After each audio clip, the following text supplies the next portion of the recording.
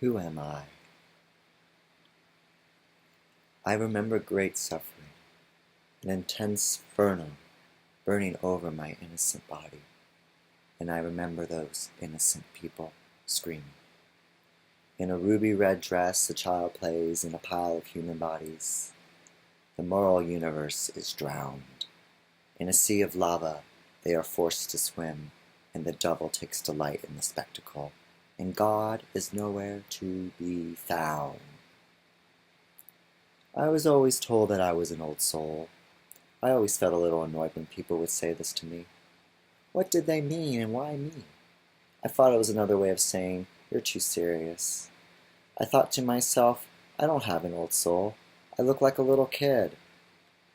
But I am a wisdom seeker, and yet a jokester at the same time.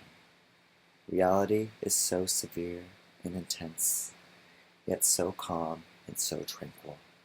I see tragedy and I see comedy all at once. We are united in this strange situation. We are all united in this awkward predicament of having to exist, of being a subject to the laws of the universe, to a lawful and lawless state, a higher power, whether it's the governing power. The power that governs within is your power. It's just a matter of how much you want to yield. I can only respond by whistling like a bird, with captivated joy, and yet unsettled by the phenomenons that we have a voice. I cry and I laugh often. I have to find smiles within myself, trying to navigate the darkness within. It's like I'm looking into an endless mirror, a hall of mirrors, with blurry faces staring back at me, some laughing, some sneering, some mocking me. I wish this world wasn't so bizarre, but history is bizarre, ugly, and uncertain, because we do not know everything, and so much is covered by the sand. And that is why we want to cry. But when you cry so much, basically you just start shaking, and your tears dry up, and you see that you're still alive, and that God does have grace on you. History is so terrible, but all at once we are shaken up to reality, just to be woken up again to this world and to see how humble we are, to be awake with life. In another word, in another sentence, I say, I am born again. And I know every day we can be born again, because that is how the sun works. It rises up, and God is giving you another chance. Seriously. You can have a horrible day, and it can come around, and it can be the best day in a flash. So yes, the universe is extreme like that. Things do change very quickly. So don't ever take it for granted. Please have some gratitude that this miracle of existence has befallen you. This is my honest existence.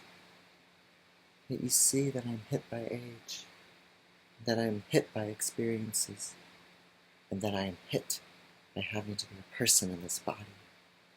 And I was so young. I was a young child. And I remember only being 5 years old and wondering, where is my mother? Where is she?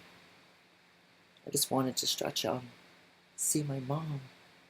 And she was always wearing the most spectacular outfits with her hair done up in such a wonderful, refined way with beautiful makeup. And she smelled like roses. And she had high heels that made so much noise. To me, that was a goddess before my eyes. But I couldn't have her to myself. She had to go out to parties and to clubs and to meet people and to talk about things and places and ideas. That's who my mother was. And I was just a child, enamored and yet forgotten, because she was onto bigger things. You know? You see that you are so small, but you see that you are everything at the same time. And that is truly a child's mind. Me, is what the child says. Me. I am everything. I am. That's why I'm crying. And then we see that we are connected. Small and big is the same. That we are all connected in this universe. That's what's so special about life, is that God wants us to be connected and just to love and respect each other. That's all. Because if you go back to those foundational principles, you will truly be in harmony with the world. And the world will be in harmony with you. So just smile. Smile if you have to. Because you might actually help someone. You might actually help someone.